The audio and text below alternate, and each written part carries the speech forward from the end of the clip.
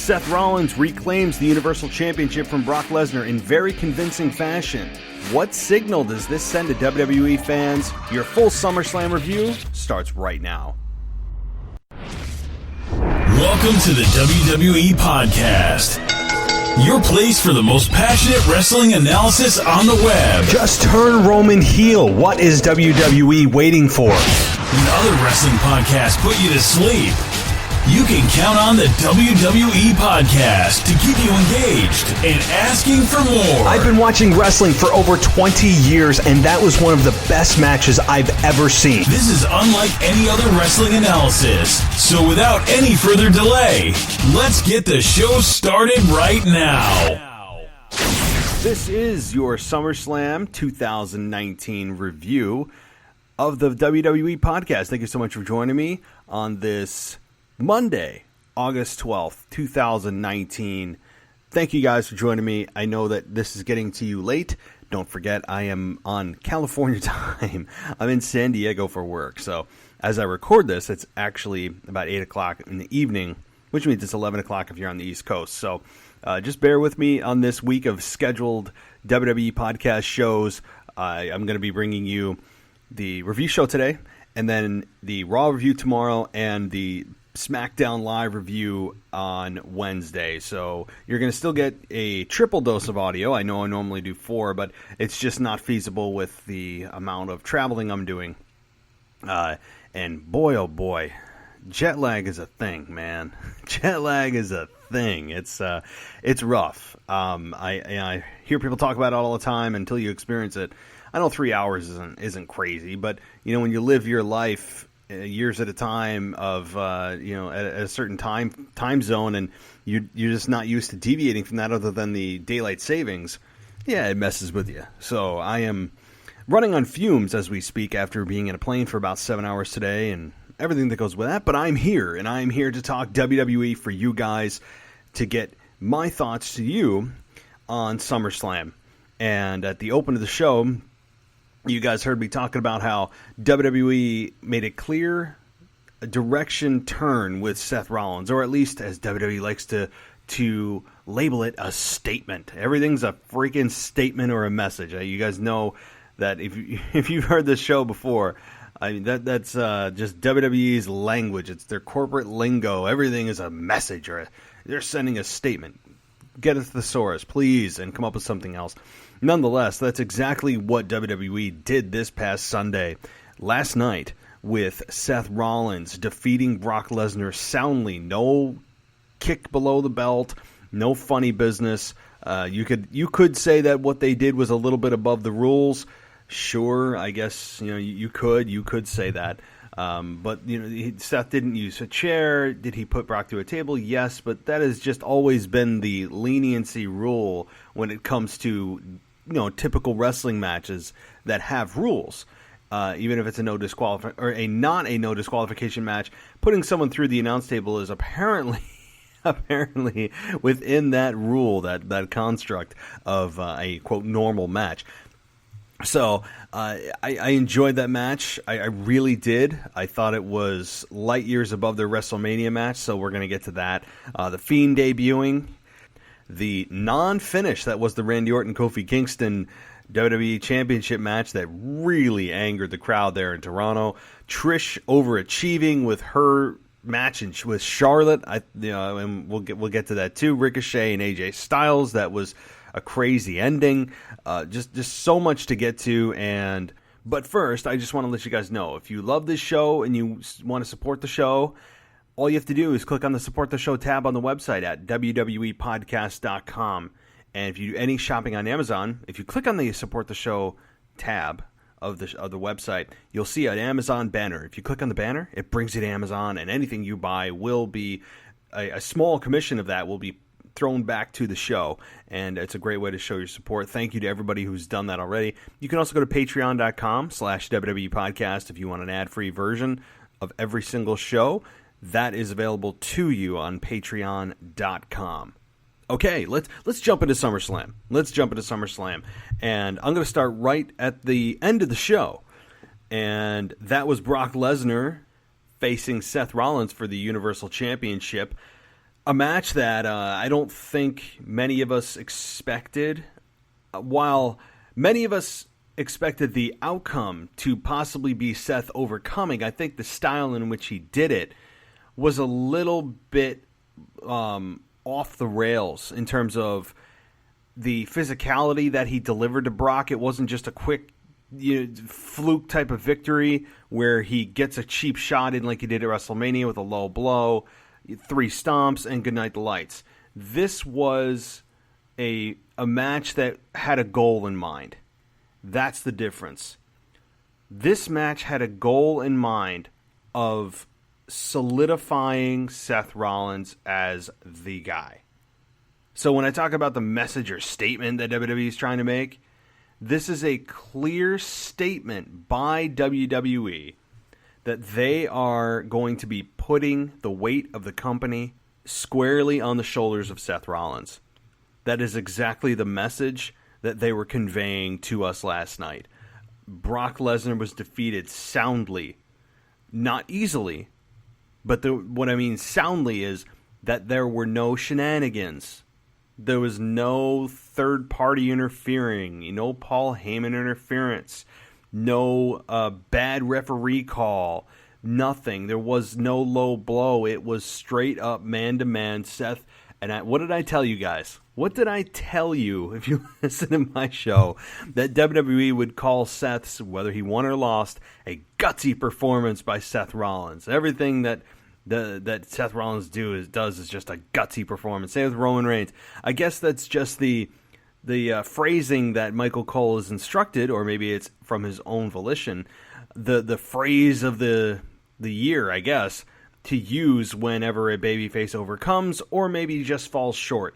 And it's a gutsy performance. Everything gutsy. Well, we got the gutsy move and the gutsy performance from Seth Rollins last night, defeating Brock Lesnar for the Universal Championship. A match that I actually believe Seth Rollins would lose. I believe that Seth Rollins would lose because Vince McMahon is enamored with Brock Lesnar. And the Brock Lesnar that is the beast incarnate, the Brock Lesnar that has the alpha male personality that Vince McMahon is oh so obsessed with. Just everything about it screamed that Brock Lesnar was retaining this, at least during my predictions that I had last week. And I don't back down from those predictions because I believe that they were correct the way that I was framing them. I'm standing by it. I don't regret picking it because just as easily as Seth won last night, he could have lost to Brock Lesnar, and you would have had another Brock Lesnar is unbeatable. Seth Rollins has a viable out because he has injured ribs, which, by the way, folks, if you have ever experienced broken ribs, you would not be able to perform 95% of the moves that Seth Rollins did last night. I'll just say that. So let's all take our belief, suspend it, and then throw it out the window for that. Anyway, but it was a physical match. It was a match that Brock Lesnar actually seemed to be putting some effort into. A match that he sold pretty well for Seth. I did sense that. The frog splashes that he did on Brock on the announce table and then inside the ring were well done. Again, not exactly believable considering he had broken ribs, whatever it may be. But Brock kicking out of the stomp made sense. He's Brock freaking Lesnar. You need to have him kick out of finishes. And it's SummerSlam, so as much as I complain about everything, about matches where people kick out of finishes, men and women, it made sense here. It made sense here, and this was a total message. It was a message sent by WWE to the fans. Here's our guy. Here's where we're going with. And I expect Brock Lesnar, I really do. I know I've said this, but I expect Brock Lesnar to kind of fade away for a while. I wouldn't be surprised if we don't see Brock Lesnar again until Royal Rumble. Or maybe Survivor Series. And if you guys, by the way, saw that quick promo promoting their WWE network with all the pay-per-views of the year, if you noticed, Clash of Champions is next, we know that. and then I don't know. I think it's like Hell in a Cell, TLC, and then Survivor Series. They actually had the balls to say that the one night a year when SmackDown and Live go head to head, SmackDown and Raw go head to head rather. Now, I have no problem if WWE promotes Survivor Series as the pay-per-view where SmackDown and Raw superstars go head to head.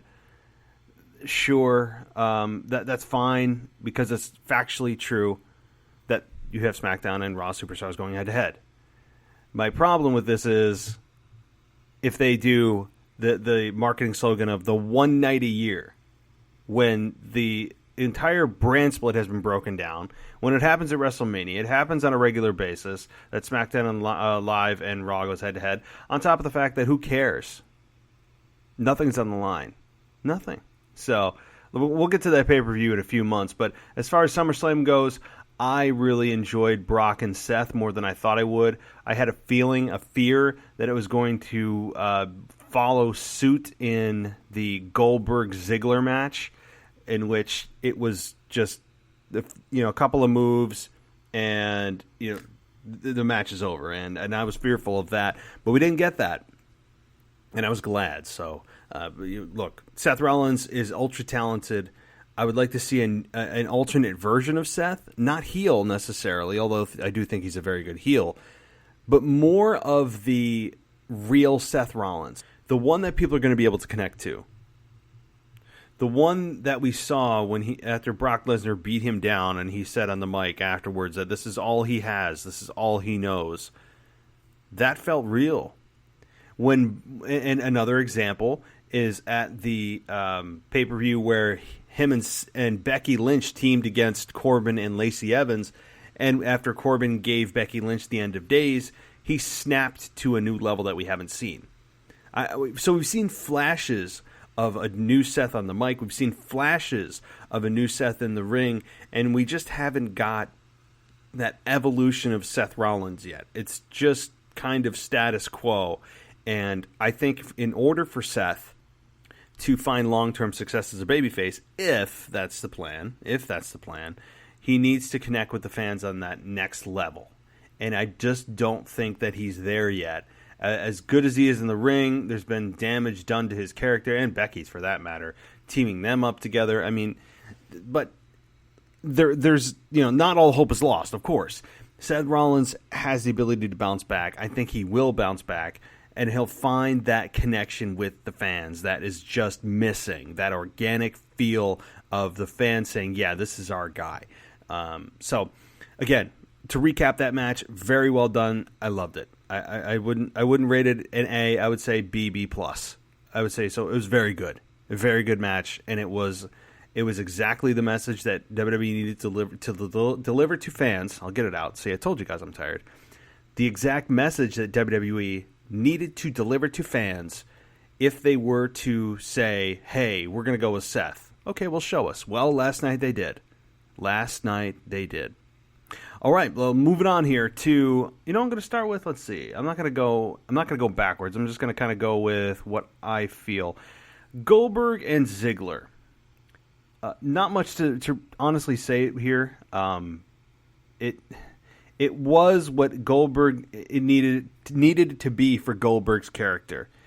To try to erase the minds and memories of fans from the last time that we saw Goldberg in the ring with The Undertaker at the Saudi Arabia event. Everybody needed to forget that and forget it in a very quick fashion. So I understand why Goldberg was there. And honestly, and people are saying, oh, he's just going to bury Ziggler. But Ziggler isn't exactly the guy that you would say WWE is focused on for the future. Let's be straight with each other.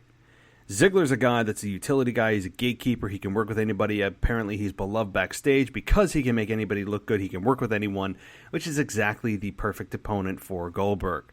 So Goldberg came in, literally did 2 moves. Count them, 2. I'm not saying number. I'm saying variety of moves. 2. That's right, 2. I understand that he's he's a very limited inside the ring, and he's making John Cena look like Dean Malenko with the amount of moves that he has. So Goldberg comes out and gets super kicked, which was a nice change to the pacing of the match and timing of the match and unexpectedness. You're like, oh my God, Ziggler could pull this off, and he quickly covers and hits it again, and then ends up, okay, here we go with the spears. I mean, you knew that was it. You knew when Goldberg hit it, it was game over, and that's exactly what it was. It was game, set, match, and Ziggler ended up getting the jackhammer for the loss, running his mouth 2 more times, where Goldberg comes out 2 more times to spear him into oblivion. And just like Dolph's career, which already lives in oblivion, he just continued to punt it out into the universe, into like an oblivion's oblivion. So that's where Ziggler's career is. I mean, that's where it lives. So when people are saying, oh, he's going to bury him, he's already been buried. He's already been there. That is nothing new for Ziggler's character. So this is not an up-and-coming star. This is a guy that you've been conditioned not to care about his wins and losses because he ultimately loses the match. So that is just the rule and law of the jungle when it comes to Dolph Ziggler. He loses the match. So did it do anything for Goldberg? I mean, I guess it made me forget the last time I saw Goldberg. We'll never forget how terrible the match was with Undertaker.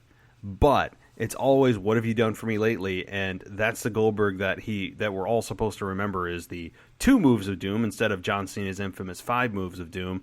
So it was beneficial for Goldberg in a small sense of getting the fans to try to forget the disaster.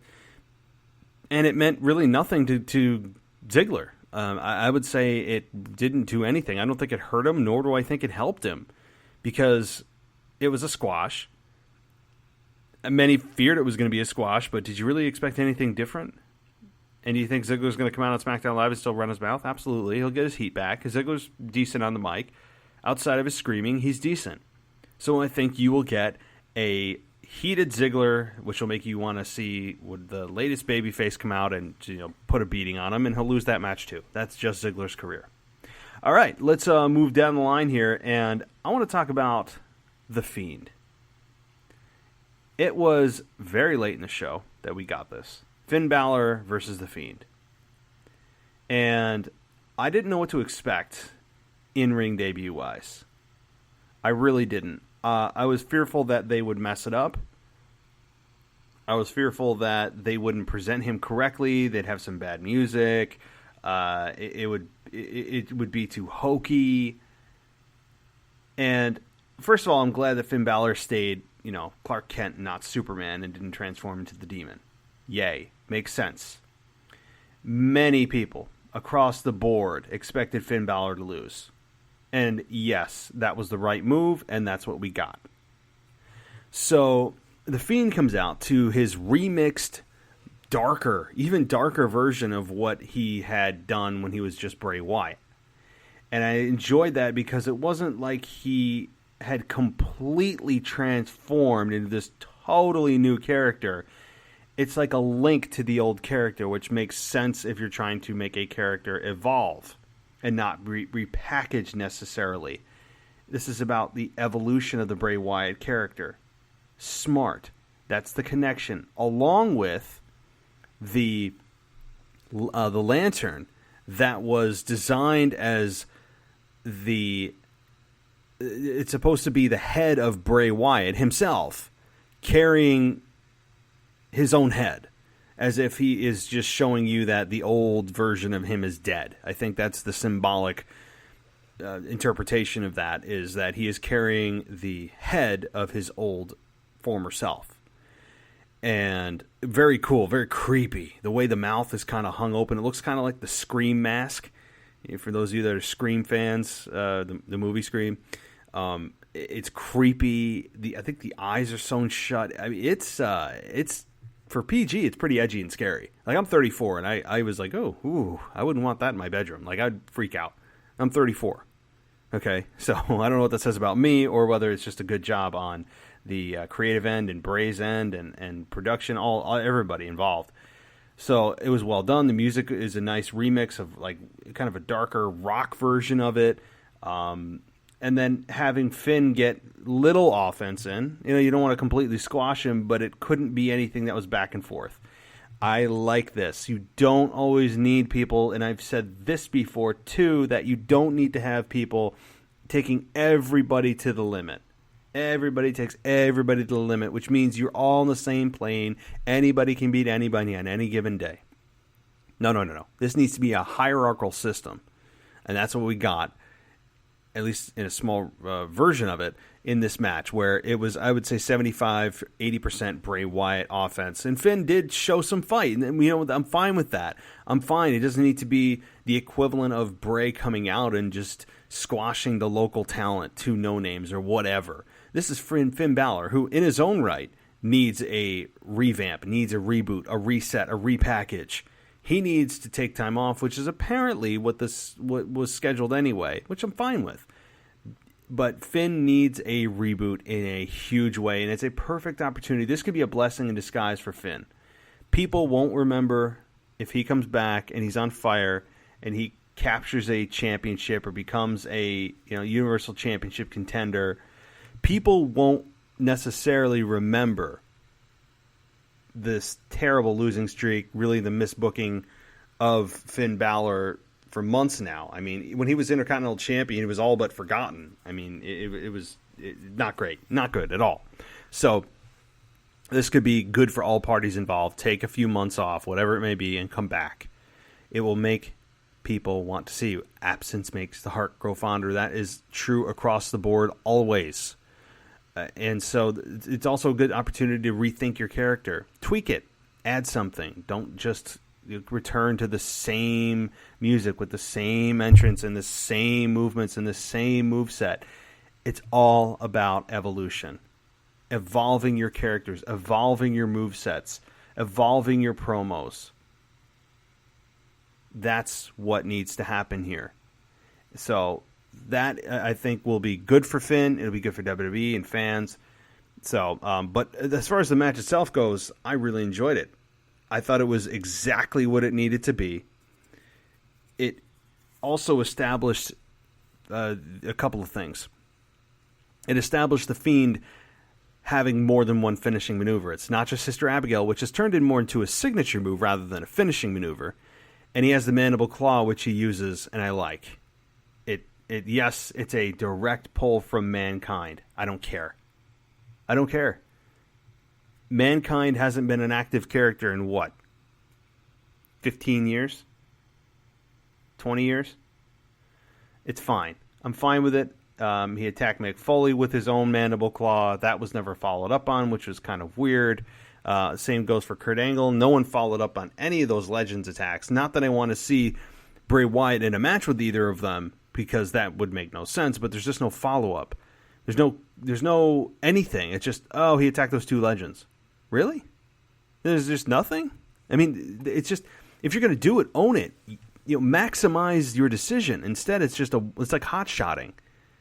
What's the purpose? And the other thing I wanted to say that it established last night, Bray Wyatt, the Fiend, is a baby face. Now, ironically, what WWE needs to do to keep him babyface and hot, this may sound bizarre, is not turn him babyface. Yes, I said that correctly. Bray Wyatt, who's booked as a heel, and the fans are cheering, don't turn him babyface. In order to get him have him be successful as a babyface, you don't turn him babyface. Now, again, what I'm trying to say is WWE, when they know that the fans are behind somebody and they go, okay, yeah, we agree, let's turn them, even though they're a heel and you guys are cheering them, let's turn them babyface and give you the full reason to cheer them. Well, guess what happens when they do that? It's suddenly like, when you're 14 and your dad is listening to the same music you are, it becomes uncool. It's like WWE and the corporate suits and management have this butting of heads with fans, and when suddenly they get sense that they're behind that individual or individuals as baby faces, suddenly it's not cool anymore. On top of the fact, and I think this is a bigger factor, is that WWE does not know how to successfully promote a babyface for a huge run. And it's been shown over, and look at Becky Lynch. You can't tell me she felt cooler as a heel when she was booked as a heel and she was getting the monster babyface reactions. And I think part of it is in rebellion to WWE when the fans can feel that they can congregate and as a unit be able to change the direction of WWE creative. It empowers them. It empowers the fan base to do that. So when they turn them babyface, it's like, oh, well, mission accomplished. Well, who's next? Right? It's that sense of empowerment. So there's also that. So it's a variety of factors. So what I would do if I were WWE, leave them the hell alone. Because you are, if you're trying to get him booed, it's not going to happen. So if you're trying to get him as a traditional heel being booed, good luck. I've said that since day one. Bray Wyatt will not be booed. He's just too damn cool, creepy, and unique. And believable. Yeah, it's not going to happen. You again, I mean, look at what they've tried to do there. Clearly trying to get negative reaction towards him, trying to get heat on him. It's not going to happen. It's not working. Hasn't worked yet. So I mean, you could keep trying, but ultimately, I think the entrance is too cool. The fans feel a connection with the Firefly Funhouse that ran for months, and people loved it. And Bray Wyatt has been a heel almost his entire career. There's just too many limiting factors for and restricting factors and walls that are up for the fans to cheer, to boo Bray Wyatt, the Fiend. Ain't going to happen. Not going to happen. So I expect if Finn Balor is going away, that tonight on Raw, as I speak to you guys, it is actually Raw has concluded. But I'm expecting on Monday Night Raw a direction for Bray Wyatt. If Finn Balor has indeed gone off into the sunset for a while, Bray Wyatt's going to need a new dance partner. So who is that? I'm sure you may probably already know the answer. But again, I'm recording this prior to watching any Monday Night Raw. So, all right, let's move on down the line here. And let's get to Becky Lynch. Becky Lynch and Natalya. I thought this was a solid match. I enjoyed the match as a whole, too. I really did. I don't have a ton to complain about on this SummerSlam. And that's saying something for the last few pay-per-views WWE's had. So we had Natalya and Becky Lynch again as in a submission match, which their finishers are submissions. So again, it's a silly little marketing scheme that WWE tried to pull there. But it was a submission match in which they both used their own finishing maneuvers to apply their own finishing holds, and oh my God, is Natalya going to tap to the sharpshooter, and is Becky going to tap to the disarmer? How humiliating would that be, right? And they're not going to tap to their own finishing maneuver, but Becky Lynch ends up tapping out Natalya for the win in a very solid match, in a I think memorable one. I think it got Becky back on track. Becky, who was kind of flailing out there and reeling from her recent bookings and other nonsensical stuff going on, and her arrogance that is starting to wear thin.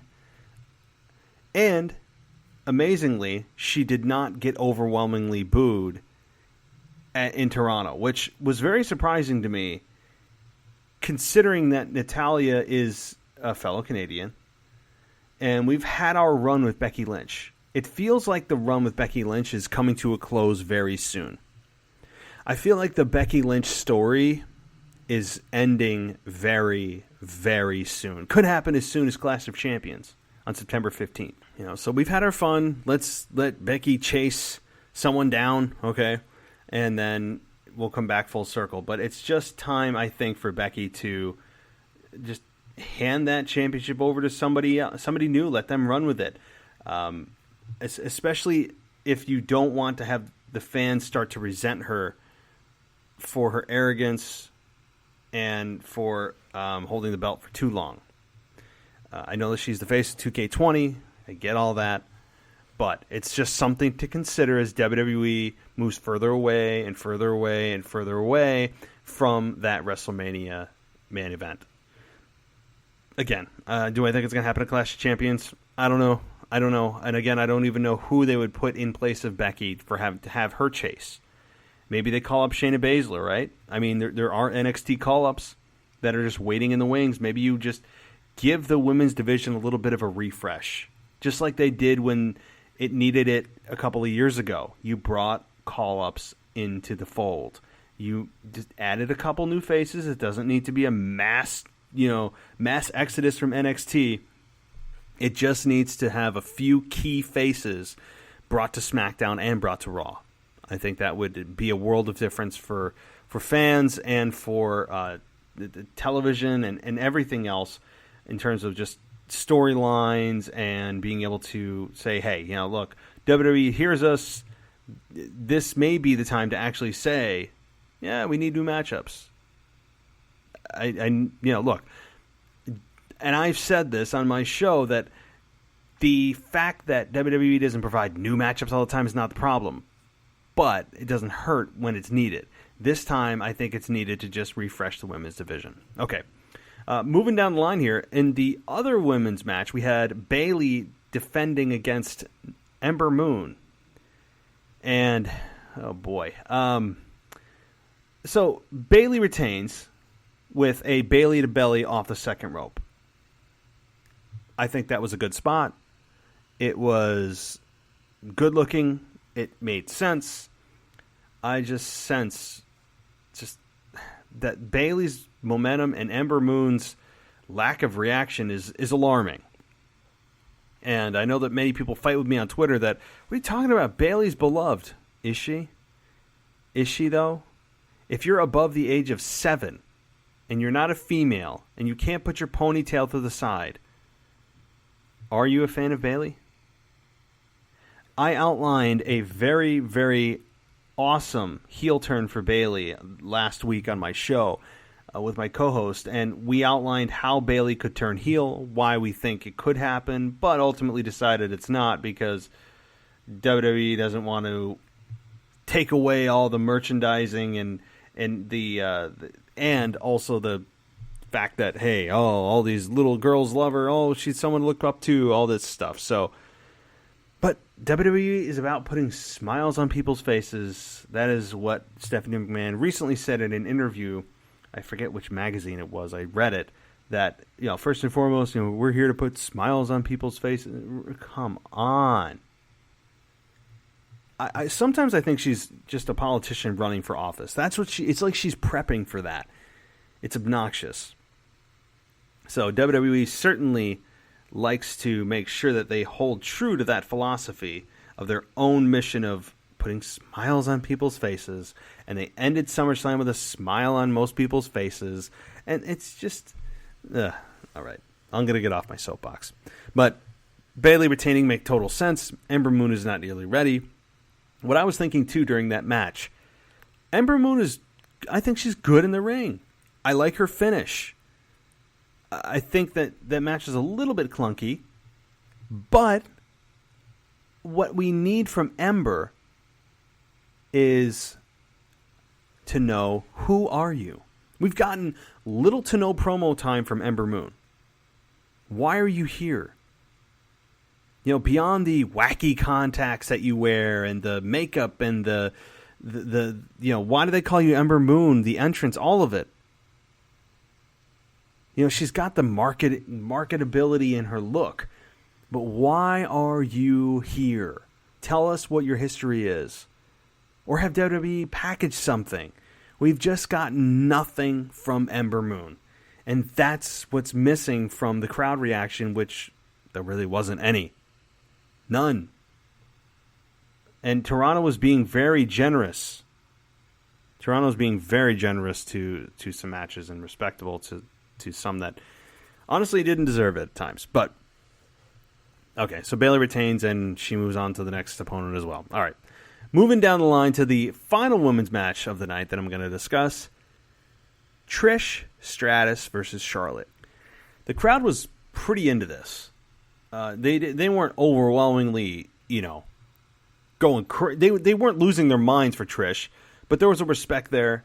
There was an understanding there that she's a fellow Canadian. Yes, it's her hometown. I think that absolutely helped. If this is held in Miami, Florida, I don't think the reaction would have been as positive for Trish.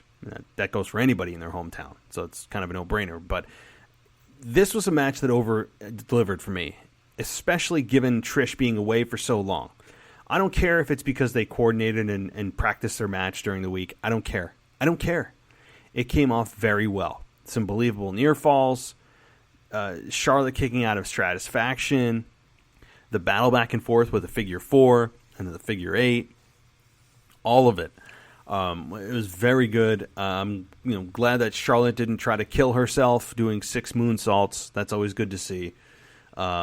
Just Trish was very coordinated in the ring. She hit some nice Hurricane Ranas. I really, really enjoyed, or at least the bar was set so low for me that when I saw Trish in the ring doing what she was doing, and the crowd, I think, were in sync with my thoughts because they were chanting, "You still got it." And if you read Trish's lips too, by the way, she said, "Damn right I do." And I don't think that was supposed to be a on-camera moment, but I did see it. And that's, I think, ultimately what the fans were expecting. Not a whole lot. A very Charlotte-dominated match in terms of Charlotte basically carrying the match for Trish. And that's not the case here. Trish held her own. Trish, I think, did a very good job of selling, of her timing, of her spots that didn't, things weren't rushed. They took their time. It was a very well laid out match. There's no other way to put it. It was just solidly laid out. It was a good match. It did exactly what it needed to do, and that is propel Charlotte forward. This had nothing to do with Trish Stratus. Anybody who believed Trish Stratus was going to win that match, you haven't been watching wrestling for too long, because if you're a legend of that status and you're not coming back full time, and when you leave after this match, you're not going to be back for a while, if ever, to compete, you do the favors for the person that is still going to be there. It's just the way it goes, and I believe in that. You're at that point of giving back to the business. You're not trying to take from the business anymore. You're giving back, and that's where Trish lands at this point in her career. I don't know if we'll ever see a one-on-one Trish match again. That could have been her swan song, and if it was, great. I don't think there would have been a better opportunity or a better way to go out than against Charlotte Flair, who held her own admittedly too. Trish was in great ring shape. She really got herself in a phenomenal shape to not blow up and stick with Charlotte every move, punch for punch, slap for slap. Some of the chops she did were brutal and well laid, and just it's like she just picked up again and rode a bike, and you never forget, right? It felt like that for Trish, and I got to give her the credit all the credit in the world. Is she better than Toni Storm or anything? No, she's not. But she's not meant to be. She's not meant to be. This was a attraction match that was here for one purpose, and that's to propel Charlotte Flair forward. Now think of how many times she can brag that she beat Trish Stratus. She made her tap out. That's how you give back to the business. Had Trish won, where do you go from there? Trish leaves, and then Charlotte's defined down a peg. For what? Right? So, all right, moving down the line here. Randy Orton and Kofi Kingston, which many people are angry. Boy, people are angry on this one. I disagree. I like it. I understand that SummerSlam is a big pay-per-view. I understand that it's in many instances the blow-off of feuds. But Randy and Kofi have just gotten going here. Do you really want a decisive winner with no funky, wonky finish? I don't. I certainly don't. I need to see this match continue, because if that's the case, and it clearly is, you need to have this escalate into no holds barred is next, right? No disqualifications, no countouts, to then confining them inside of a cage. Or it could end at Hell in a Cell. That is, now that I'm talking myself into it, probably where these two land, is Hell in a Cell. That's my estimation. So, because after the Clash of Champions pay-per-view, guess what's up? So, that's my thought, is that they're doing this in a multi-step, multi-tiered process of having them get disqualified and then going to a no disqualification match, thinking that'll solve it. Maybe do a lumberjack match on Raw or on SmackDown, and then they culminate at Hell in a Cell. Why not? You could really tell a great story here. So that's where I think they're headed. And people are pissed, and it's like, you guys understand this is the first match of their series, right? First match. Let's let this thing breathe. Once in a while, I'm fine with a DQ finish, a count-out finish. That's what they're there for. And that's what a smart booking decision was, although the Canadian crowd would vehemently disagree with me. That was the appropriate finish, one way to do an appropriate finish for this program that is going to continue over the next couple of months, most likely. Okay, and moving down the line here to AJ Styles versus Ricochet. This match, I don't think, stole the show. I would say you could make a case for it. I wouldn't say that it stole the show in the way that many people might have expected, but it certainly was a contender, particularly the ending of the match where Ricochet attempted a Phoenix splash off the top rope and he was caught midair and it was reversed into a Styles clash. Just a great way to end it, and afterwards Styles urged the OC to hit the Magic Killer and Ricochet, and they do. Good. Very good match. Very good match. The finish of that match was incredible. Loved it. Loved it. Very good. Very good. Again, I do not expect the OC to lose any tag team gold nor any singles gold anytime soon. They need to be established as a heel group that has all the gold, and people are pissed off about it. You have babyfaces chasing them. Again, guys, we're getting later into the year. The later in the year we get, as a rule of thumb, the more heel champions you'll see, because that's the story that is best, and it's true, for culminating at WrestleMania or even Rumble, if that's the shorter-term goal of seeing a babyface chase down a heel for that championship. And I think that's where we're headed. All right, Kevin Owens and Shane McMahon. Kevin Owens wins. Kevin Owens wins in a match that we saw Elias as a special enforcer and that whole nonsense, which, you know, eventually Kevin Owens takes out Elias, and it's just down to Shane and Kevin.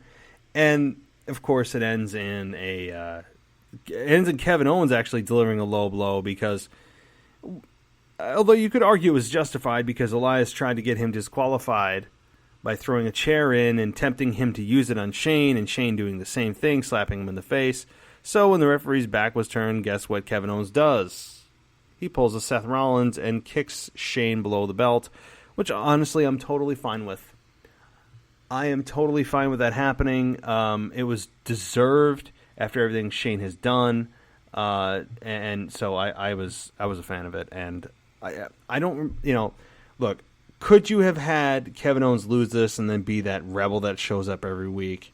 Yeah, you could, and then eventually management gets so pissed off that what they do is just say, okay, Kevin, you can get your job back, but you have to run the gauntlet. I mean, there's things you could do, but what's the payoff, right? What's the payoff?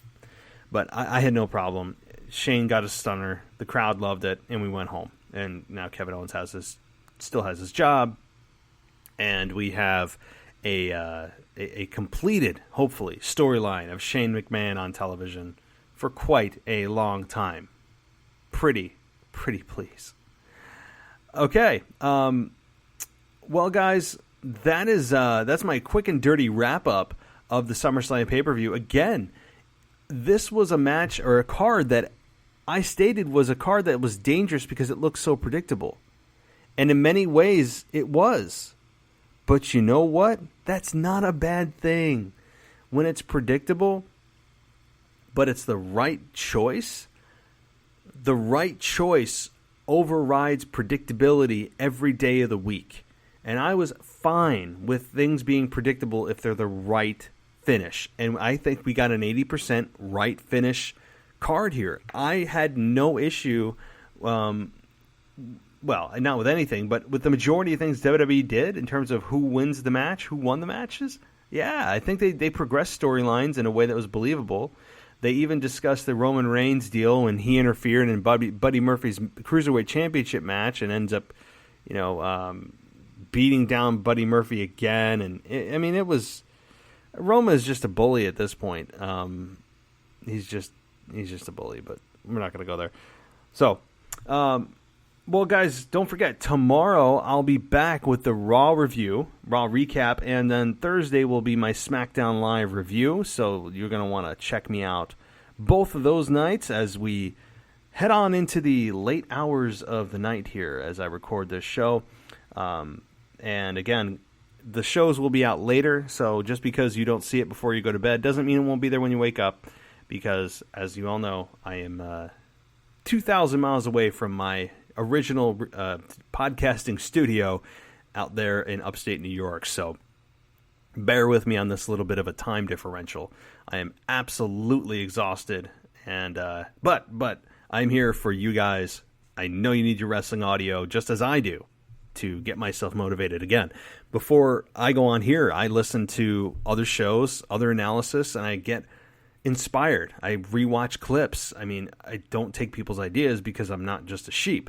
I generate and formulate my own, but points that are brought up, I can thrive off of and branch off my own ideas from. So that's how I get prepared for these shows, and especially on a night like this when it's an extremely late night. I've been almost up for 24 hours, and it's rough. So with all that being said, all this talk about sleep is making me want to go to sleep. So, all right, well, guys, thank you so much for joining me. And again, please check out the website at wwepodcast.com. Support the show by going to the Support the Show tab and clicking on the Amazon banner. If you do any shopping on Amazon, go through there first. It will kick back a little bit to the show. And also go to patreon.com/WWE podcast if you want all of your ad-free listening experiences applied to the WWE podcast. You'll get them all for seriously $1 a month. $1. Pretty damn good deal. If not, you can continue to listen to this absolutely free audio. It costs nothing for you guys, which is pretty damn cool. And also, I'm on Facebook, I'm on Instagram, and any other social media platform is that's available. I'm pretty much on. So give me a like, a follow if you have a moment. Check me out on Apple Podcasts and anywhere that you can find podcasts. You will find this show. We're climbing the ranks pretty quick. I'm appreciative of that.